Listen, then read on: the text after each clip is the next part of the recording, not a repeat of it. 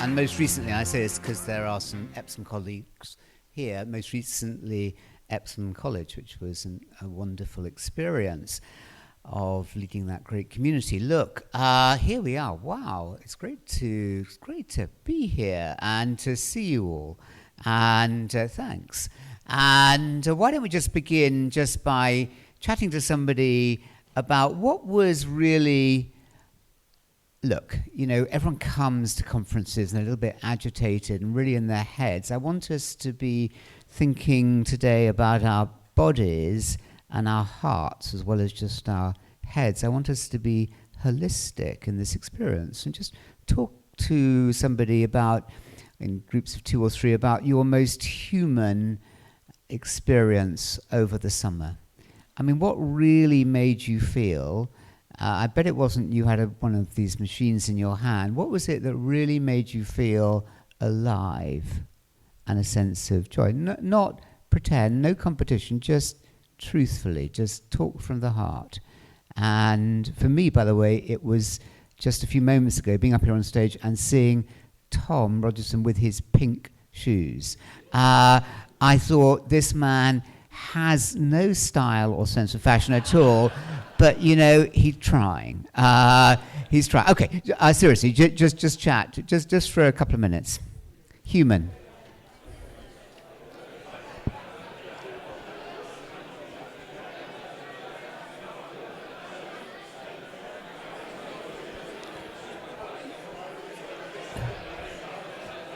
Bringing it to whoa.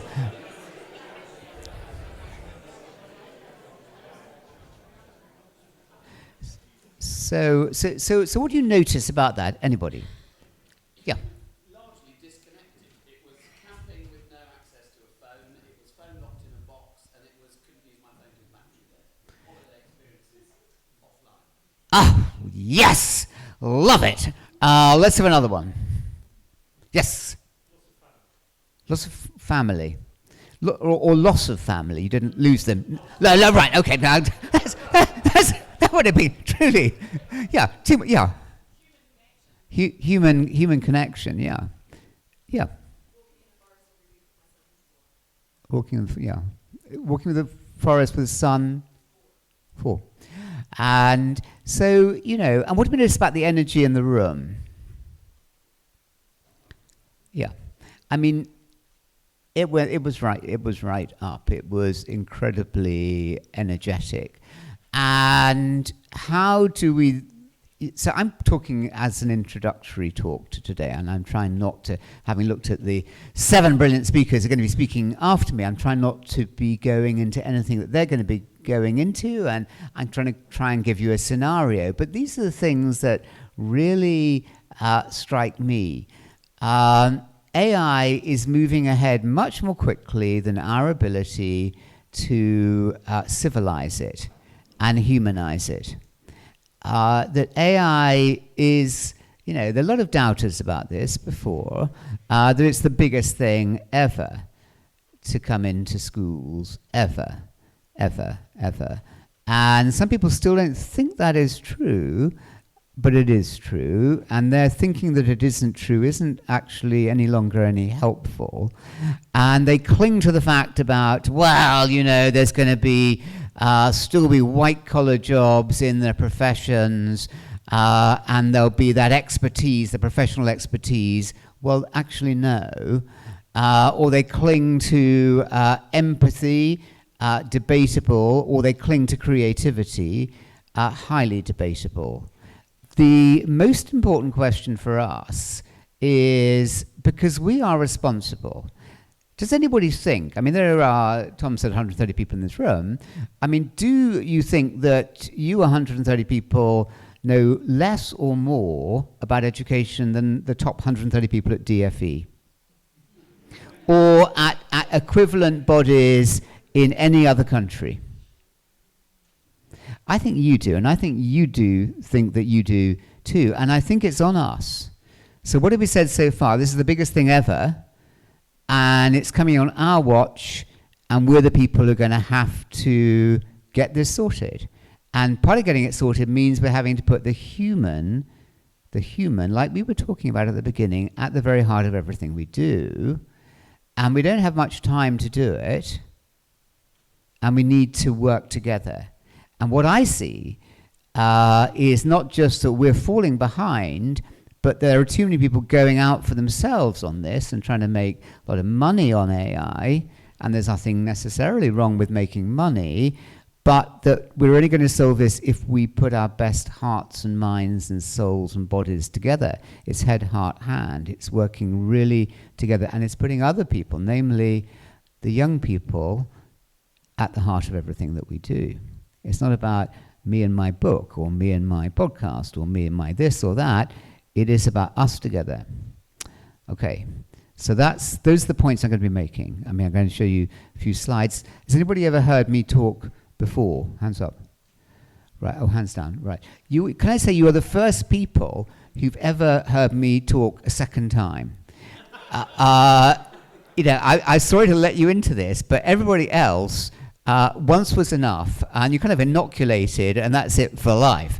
And that means I'm going to run even more quickly, because I kind of thought I'd be giving more of a general introductory talk. I'll run even more quickly over the slides. Those are the most important points, the ones I've said, those are the most important points that I'm going to make, and the really themes for today. And look, I'm going to read this out here, because here is Tom. I want you to come here, come to the front, and I want you to look like Henry V at Agincourt, or Laurence Olivier, or Ken Branagh, whoever you want to. In a pose. Put that gadget down. Henry V didn't have one of those gadgets. He had a different kind of gadget. O noble Rogerson, whose steady hand doth guide young minds through learning's vast expanse, thy school, like England's host on foreign sand, stands firm in virtue, courage, and advance. Not with a sword, but with a scholar's pen, thou leadst thy change to triumph, time and again. Cottesmore, thy realm of honour and of grace, where children rise like stars in morning's light. Tom's few, Tom's happy few, forget the others, no match at all for Tom's band of brothers. And Tom, our king, without travesty, doth shape the future in quiet majesty. AI and a little bit of me, but AI in 2 seconds. And AI is doing that now, and AI has got much smarter since this conference started. And then, this is a new discovery. This is the big discovery over the holidays. There. And this incredible, you probably saw this all over the news, wherever you were on the beaches, this incredible painting called Starry, Starry Cottesmore. And it's Van Gogh's forgotten masterpiece. There it is. Tom, is that Cottesmore? It's beautiful. I mean, that is £100 million. Forget VAT anxieties. Forget national insurance contributions. You are made. Well done. Big round of applause for Tom. That took about 5 seconds. And however good it is now, will be next year 100 times better and quicker, and on and on and on. What does it mean to be human? What is our residual? And what are we going to be implanting? Because if we don't do it, core message, others aren't going to do it. What are we going to be implanting at the heart of our education that will last for life in the face of these gadgets? Okay, so question 1. Tom asked me to go through 4 questions. One is, how big is AI? Well, how big's AI, anybody? What? Hands up. How big's AI? Big. Wow, yeah. Anyone going to go bigger than big? Yes. I don't know what to say about that. So let's go for somewhere between big or somewhere even between very big and infinite. Should we go with that? And so, I mean, we're in the fourth education revolution. Something I read 10 years ago, saying it was the fourth. That was the first, the beginning of learning, some 5 million years ago.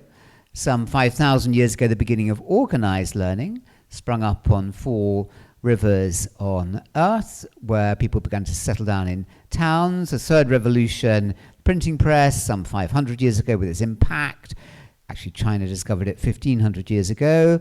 But it had a very narrow, mean, limiting vision of what education was, that third revolution. And it was male. And it was defined by a group of men at this university. And they came up with the IQ. And this was the way that our schools validated. And everywhere around the world, OECD, PISA, although PISA is now beginning to change, has validated people on their ability at maths and science and literacy in a very narrow, only part of the brain, no heart, no hand, and only a very narrow part of an essentially passive part of the brain. And we still live in that model, but it's breaking apart.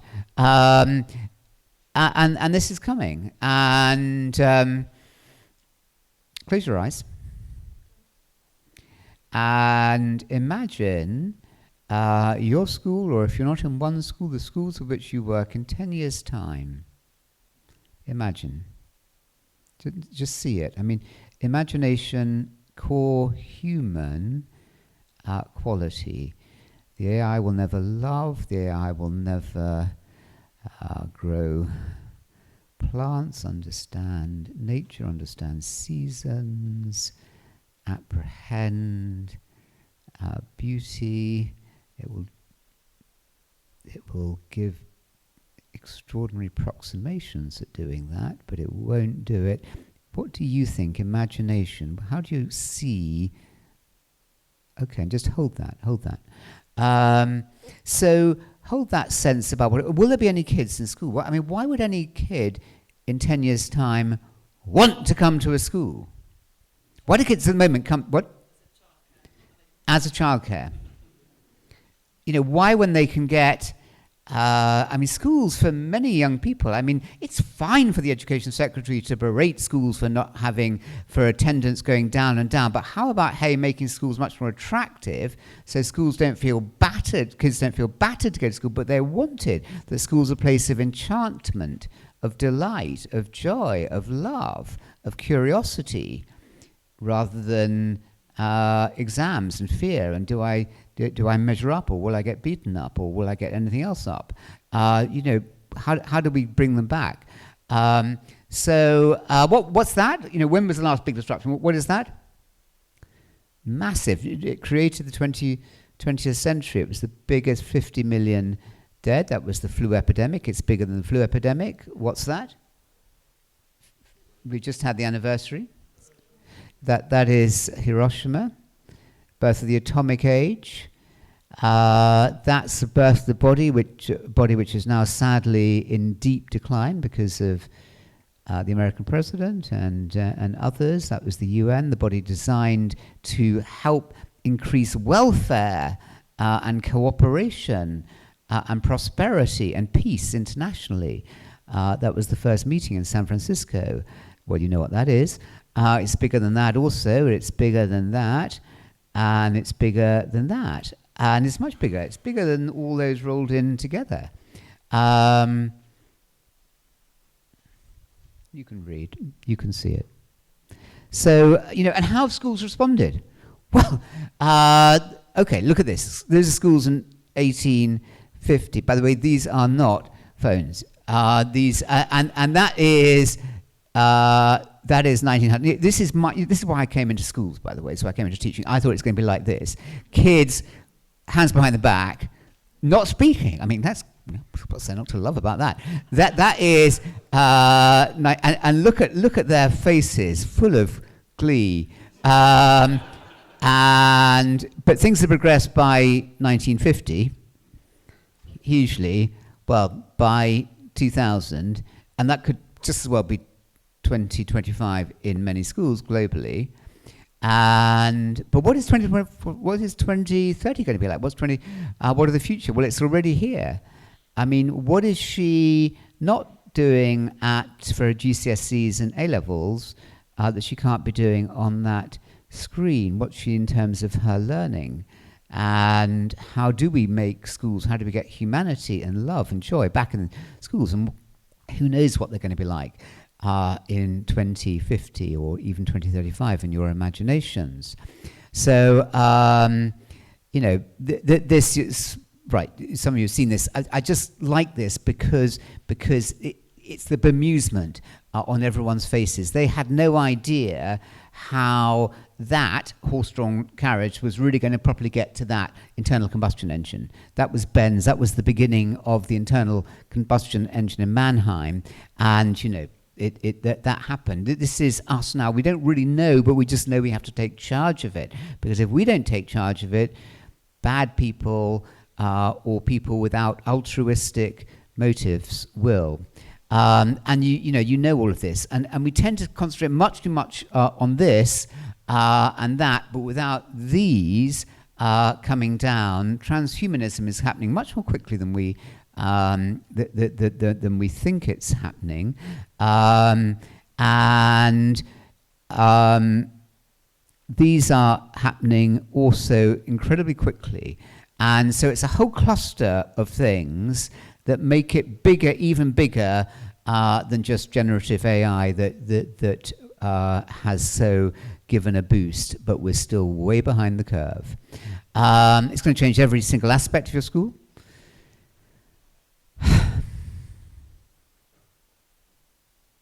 Can you see this at the back, by the way? You can, yeah? Back row there? Yeah, okay, thanks.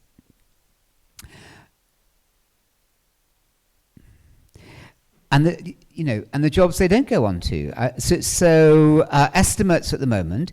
Some of you work in junior schools. Some of you work in senior schools. Some of you work in the penumbra around schools themselves.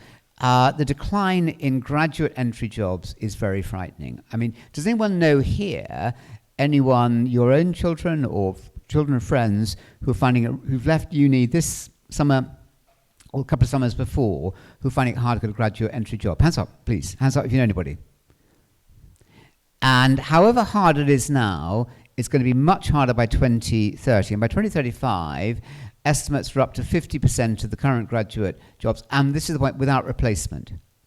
Without replacement. Those jobs that we were talking about coming in, without replacement on the current skills and the society in which they live. So this is, back to the responsibility that we all have. But remember, and this is key message. What I'm trying to do is just set the scene for today. AI is not the end. Some people think it is. It is the end. It's not the purpose.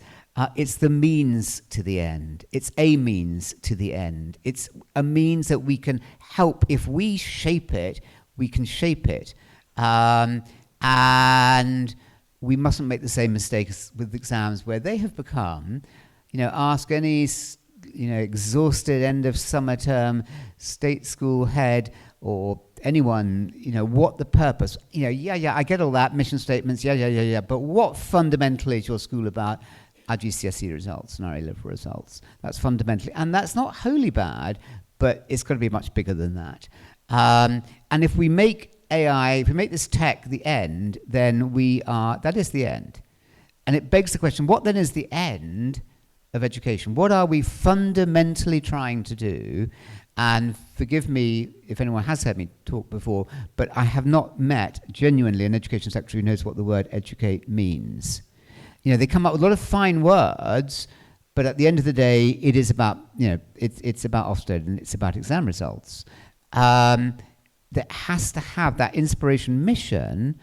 I mean, what brought you into schooling, all of you? Have you found that your experience in schools aligns with your mission about what really brought you in?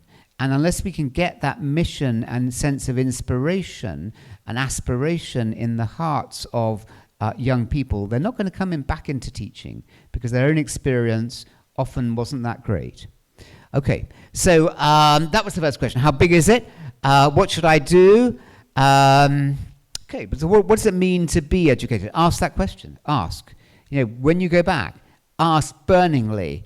If you're not ahead, ask at your beginning of term staff meeting, what's the purpose of our school? Ask what the word education means. What does the word education mean, somebody? To lead out, to draw out. To draw out what? To draw out what?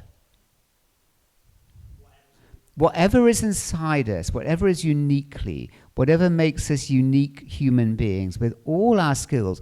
And what happens if schools don't draw these things out by the age of 16, 17, 18? What happens? They're likely to be what? Stuck, dormant inside. If schools don't light those fires of emotional intelligence, creative, of music, of dance, of curiosity, while they are young, then it's much harder later in life. Okay. So you ask, those are some of the education ministers, and you can see this guy here. What's the purpose of education? And the leadership has to come from us. So what kind of leader are you? Whatever you are, you might be a teacher of English in year 3, you're a leader. And this is what so many leaders do. Why do we not make it clear that every head should not have an office? Should burn the office, burn the desk, get them out there, get them on the lunch queues, get them on the front door, get them listening. Can you again see that at the back? Yeah? At the back, can you see? Yep, thanks.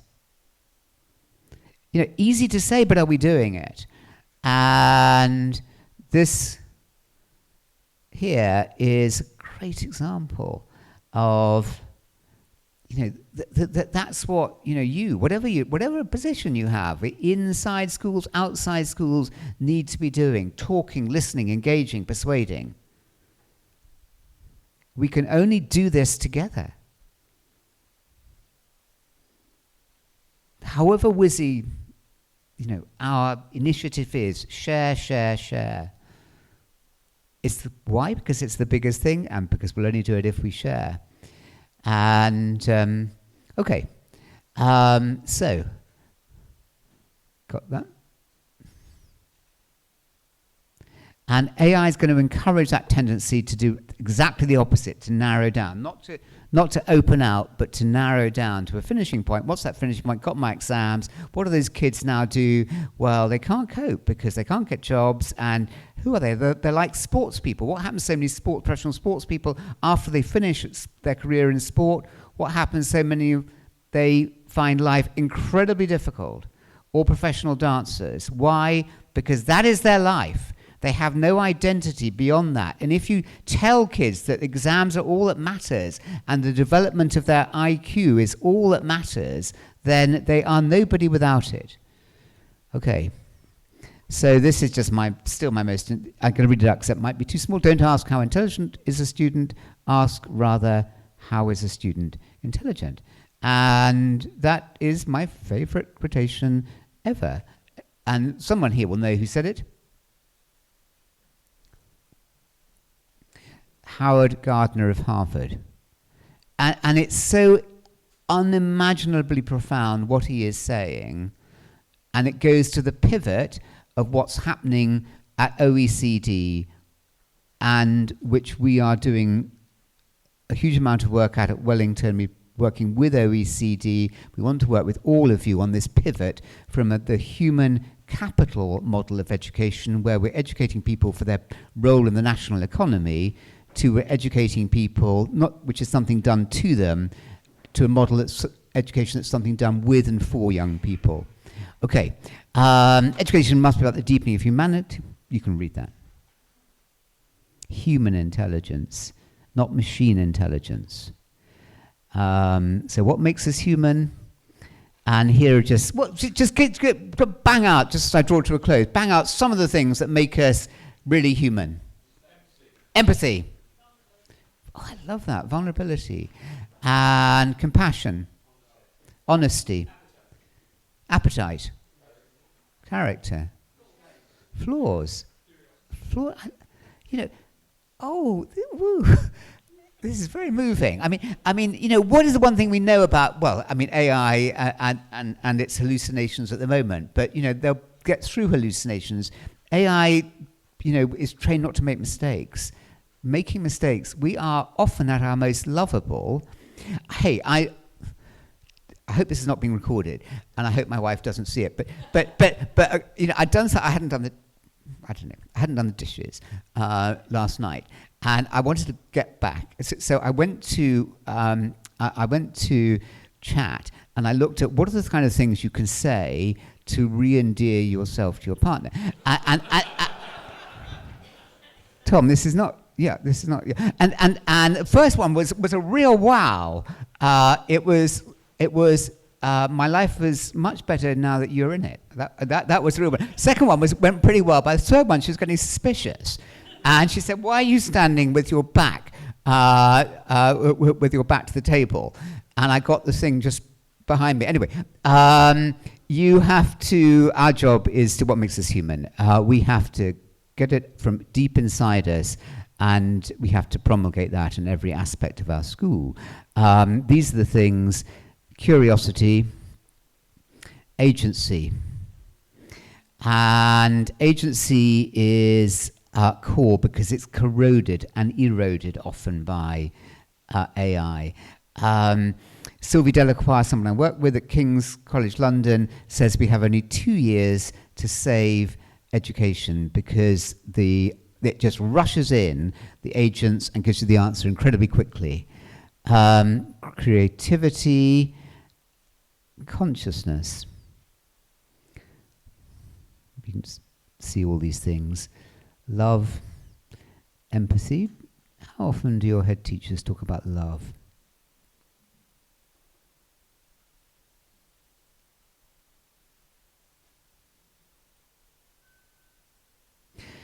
So if not us, who can we rely on? Well, leadership. I mean, you know, that was one of the education secretaries, one of the 14 in the last 15 years.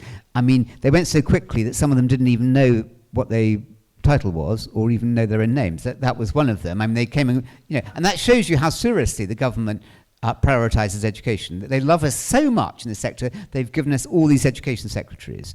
It's not going to come from government, although there are good things that happen with government, and DfE are doing some good things, but they have to do them with us. Leadership's not going to come from Parliament, and it's not going to come from... But you know, it is.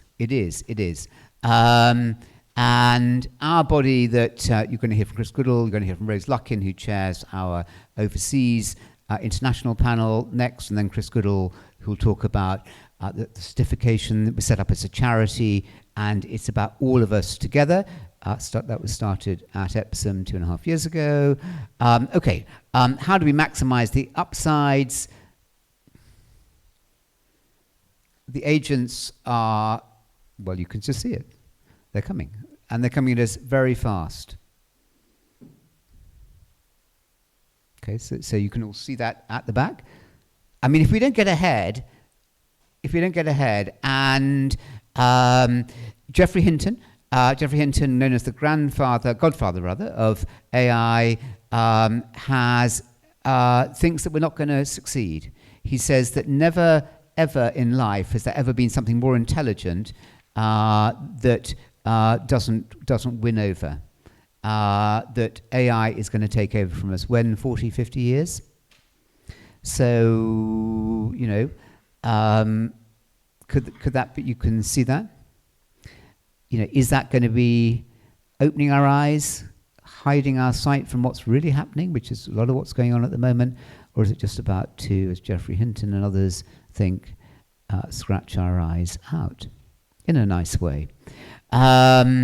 Stephen Hawking, one of the greatest thinkers of the 21st century, late 20th century, is either going to be the best or the worst thing. And we are the people who are going to decide whether it's going to be the best or the worst thing, or we're going to be key in that process. And if we don't, it will become the worst thing.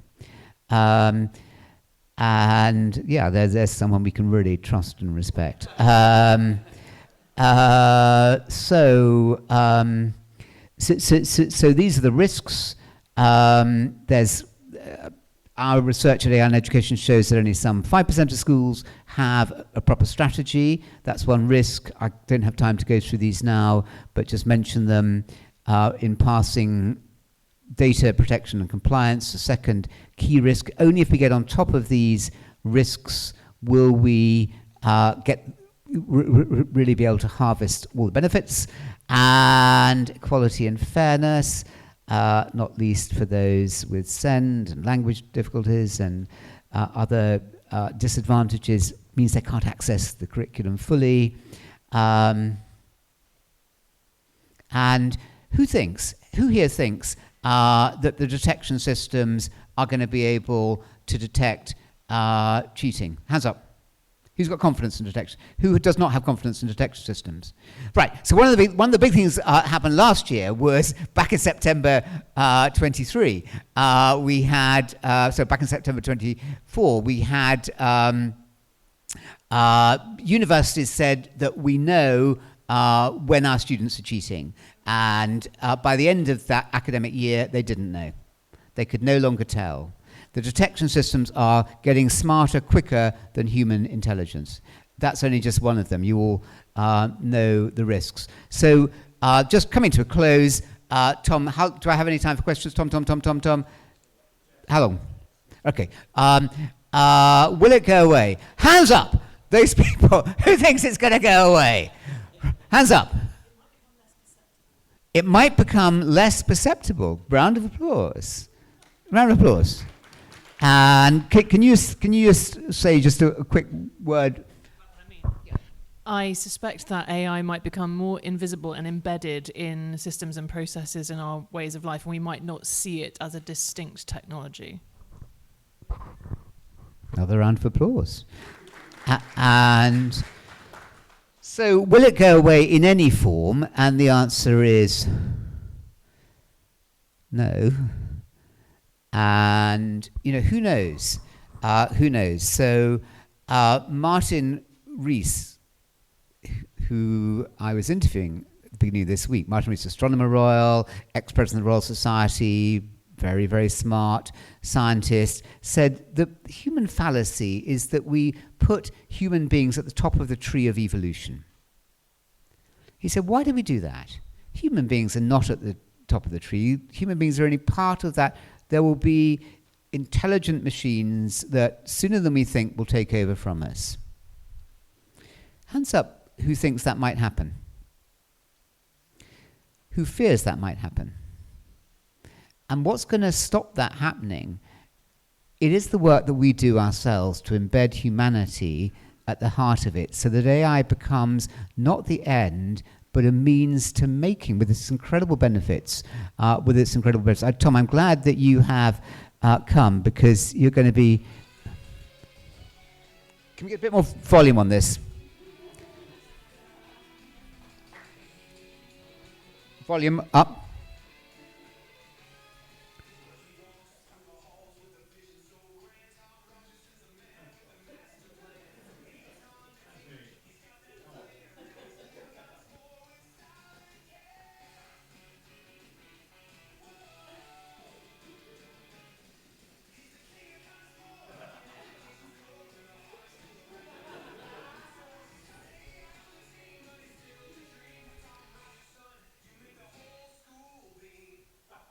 Right, okay, we are just going to go, can we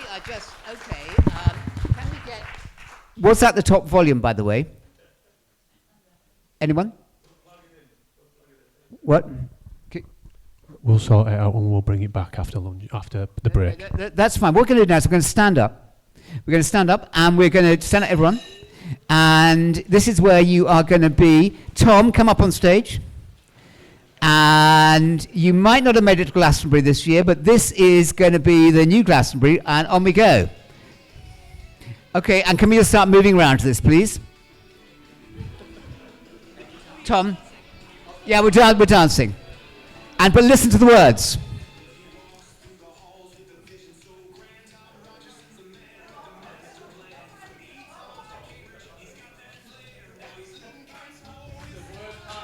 Yeah!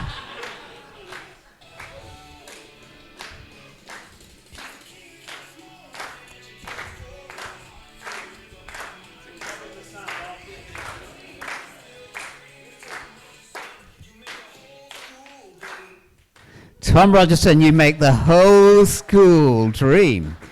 Thank you very much. Thank you, Tom. I don't know where we go now. What was all that about? What has just happened? Okay, 5 minutes for questions. Yeah.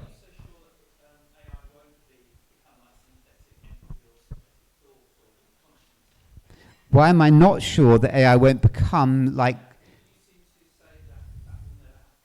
That AI won't become synthetic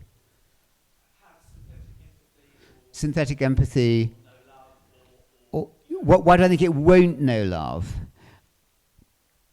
Well, I don't know the answer, and maybe it will, but my sense is it will be extraordinarily more effective at making us think that it is loving, and that's why it's already so dangerous. And that famous tragic case of the child with the father who is suing. Which company is he suing? Whose son committed suicide? OpenAI, whose son committed suicide because he felt that there was this bond of trust, and so I don't know that it won't, but I think that I don't think it will. But I think it will be so good at making us think that it's loving us, and it is already. And for many people, and there's some good aspects of this, including those people with SEND and with other difficulties. They find it difficult coming into school. They find real empathy and real connection. I mean, there are unimaginable benefits from AI, but we'll leverage them if we are fully cognizant of the disadvantages. So don't anyone say later today that I don't think that, I'm always talking about the massive benefits of AI. I'm also think we have to be eyes wide open and be aware of the downsides. And only if we get on top of those will we really get the benefits. Yes. Yeah. Great question. Hang on. Whoa. Soft voice. I'd like to know possibly the statistics of who's attending here today between the private sector and the state sector, because my hunch from working in governance is that the state sector is quite a bit behind, but I don't know if that's true. Right. Well, who here who works in schools is in the independent sector? And who here who works in the schools is in the state sector? Okay, so probably 75%, 70%, 30% maybe. And certainly with our AI in education, it's flipped massively the other way. I mean, it's massively state school. And so I think we have to work together. I think state and independent have to work together. There is no individual gain, school gain. It has to come second to the common cause, because what we're up against is so big. And the power of the companies is so much bigger than the power of any national or government, or as I was suggesting, international government with the United Nations ability to comprehend and humanize AI, so it really is compassionately in the interest of learning, where the advantages are so extraordinary. Not the least curiosity. I mean, curiosity. So many. I mean, who had an experience of being at school and asking your teacher what the answer was, or a parent, and they say there's not time, or they don't know enough. I mean, the way that AI can nourish curiosity in young people and develop and drive that is immense. So I think we have to work together. But 70-30 was the answer to the question. Yeah.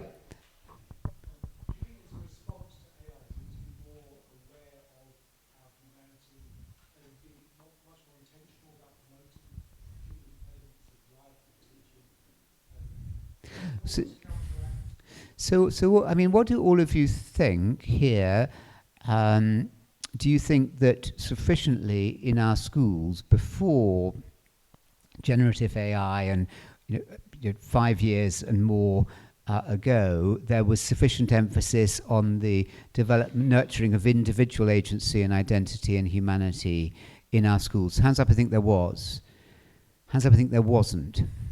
I mean, genuinely, there's no. I'm just. And who thinks that the AI has given added urgency to the need to put? So those would be the answers if you were looking at people. It's what we do. It's what we all do, and it's the fact that we all intensely matter. I think we'll end this session there because otherwise we're going to get behind with the day. We all intensely matter. And my experience of being in and around schools for 40 years is that teachers, those who are involved in schools but not teachers, parents even, underestimate their impact, underestimate what it is that we can do and the difference that we can make. And that's why it's so incredibly moving. And I bet all of us have had this experience of meeting somebody or getting a letter from somebody from ages ago who said, you helped me at this incredibly difficult moment. You perhaps saved my life, or you gave me this interest in something that I've gone on and pursued in my life, or a hobby I pursued in my life. And these things are intensely moving because we seem to underestimate. And modest is good, but we are impactful. We are impactful. And at the end of the day, if we just make one person's life better, if we save one person's life, then our life then becomes justified and full of meaning. And that's why we are in education and we're not in other professions. Our profession is at the heart of everything that's going to be happening with AI. And you matter incredibly, but not as much as that cup of coffee. Thank you very much for having me.